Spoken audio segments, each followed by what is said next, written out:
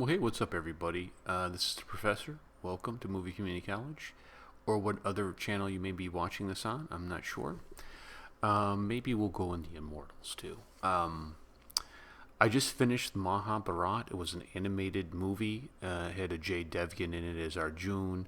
It had Amitabh Bachchan in it. It had Vidya. And there were some other actors in there too. I don't recall offhand who it was. And so this was kind of an animated rendition of the Indian classic Mahabharat. And I think, I just want to share my thoughts with you on this. Number one, and I don't mean this as a disrespect to the Mahabharat, but the animation wasn't very good. And I think the first portion of the film, it was confusing to me because the animation wasn't very good, so I was getting confused who was who because everybody kind of looked alike, except Ajay. Ajay, you could tell as Arjun looked different. Obviously, Big B looked different. Big B had some massive guns on him. He was like flexing it out, dude. Did you see the arms on Big B in this thing? They were huge, and so that was a little confusing. And I thought initially it took away from the story because I was like, who's this? Is this guy or is it that guy? Okay, there's the evil uncle. I get that guy. But I'm confused over, which friend is this? But that quickly was overtaken when we got to the Magical Palace. When the Magical Palace kicked in the storyline, I didn't care if I couldn't tell who was who because this was a very fascinating idea, this magical palace, the looking mirror that would show you who you really are. I thought was a very fascinating idea. And of course we saw the uncle was a viper, he was a cobra. Somebody was a stupid playful monkey, and the other person was a jackal, or we would say a wolf.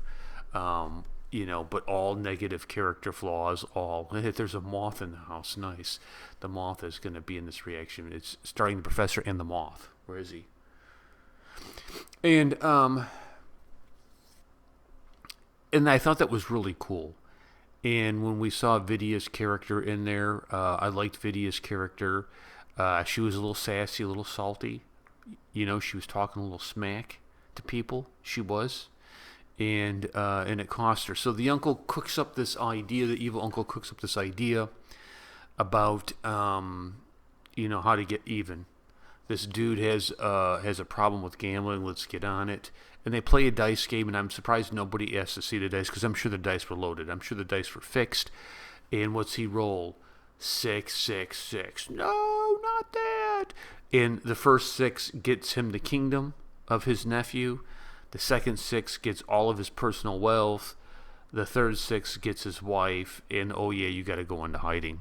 And so they decide that they're going to bring Vidya out and strip her naked and put her on his knee and basically make sport of her and, molest her and whatnot. And she begins to pray. And she begins to pray aloud that she would be protected by this because this isn't virtuous. This isn't right. This isn't, how things are done. And the dude who's unwrapping her dress just drops dead. And they realize, this ain't good. The gods have entered into the storyline. We need to pay attention. And there's this peasant that comes up, and it turns out it's Krishna, who I think is an avatar of Vishnu. I think. Please don't get mad at me if I got that wrong. It was very convoluted. Watching this, it wasn't very clear who was who, and so I think it was Vishnu as Krishna comes in and warns them and says, "Hey, listen, you need this. That's not right. You need to let them go." And so they then go into hiding. And what I noticed was 5 of them. Hey, it was the Avengers. It was, you had one dude who had super strength. You had one a great archer. You had a woman who could fight. You had all these different things. It was like, oh, it's the Avengers. And they're out in the wilderness. And as they're wandering the wilderness, they're coming across the gods. And the gods are befriending them and bestowing powers and weapons and all these different goods here. And now their time of wandering is up. Krishna comes in on their behalf to say, okay, we're ready to come back into, give us back a kingdom. And they're like, no, we ain't doing that. Why would we do that, dude? We ain't giving you nothing. Well, how about 5 villages? Well, get out of here. We ain't doing nothing. And he said, okay, you're going to end up going to war with them. Well, if that's fine, we got a mighty army. And Krishna is like, well, they've been with the gods. They got special god weapons. The gods are with them. You will be destroyed. No, who cares? We're going to have a war. And then we have this big war scene. And there was a couple things in the war scene that I would say was interesting to me. I thought the dialogue between Krishna and Arjuna was outstanding about fate and God's will and who dies, who lives, the purpose of war to establish order and righteousness. This isn't, you're not murdering, you are protecting, you are establishing, because Arjuna is having a conscience moment. He doesn't want to kill people. He doesn't really want to kill Big B. He doesn't want to, kill the other dude, Karna, the other archer. And we see this really, I think it was a really good dialogue. And Krishna goes into Colossus kind of form, and then he decides that he's going to explain all these stuff, and you see him more as a Vishnu type character. I think it was Vishnu. I mean, it still looked like Krishna, but he had, it made me think of Vishnu because he had all the hands came out and they were doing different things. One with the conch, one had it looks like a saw blade, kind of spitting on his finger. Maybe it's the galaxies, and he's explaining everything. And I thought that was really profound and really, really good. And I think I need to find just that clip and react to it because he had some good things to say. So that struck me. The other thing that struck me is when the mom came to beg for the 5 sons' lives, and you have a mother older son kind of moment where the older son's like, you abandoned me, you did, like, this is what you want, you chose them over me. And I thought that was really good dialogue. And she explains, I was single. And you were bestowed on me. What I can't, our culture, they would kill me. I can't be walking around as a single woman with a kid. Like, I'm sorry. You've always been in my heart. And that was very touching. It was very much reminded me of my relationship with my mom, and it was very therapeutic to see how that played out and how he handled it and how he chose to be a good son, even though he didn't think she was a good mom. So that was very, very interesting to me. There was a scene in the battle where the 2 archers are going, and Arjuna shot an arrow, and it looked like a spaceship, and it was kind of hovering and doing all their stuff. And I thought to myself, what is that? I need to know what these arrows are. I mean, it was pretty fascinating to see. There was another scene that I enjoyed where the one dude's underwater in the pond, and they go and they fight underwater, and they kind of come out of the water and have this massive battle with maces, and that was a lot of fun to watch. Overall, this left me, I think, with more questions than answers, and I think part of it was the production quality. Again, this isn't a comment on the Mahabharata. And I understand, I get it, when this thing was made, animation just wasn't quite there yet. And but here's my takeaway on the Mahabharata. Here's my takeaway on this. This is an important story, very important.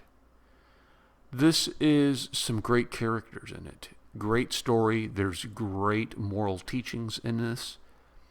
Why isn't this a film? And I've read things online about how Amitabh Bachchan would like to do a version of this, and but it's just all this money. Somebody needs to make this. A collection of stars need to say, you know what, we got a lot of money. let's put this together and make this, whether it's a really good animated version or it is live action.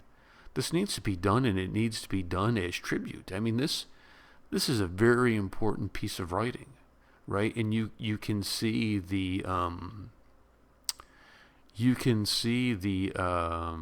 what's the term I'm looking for?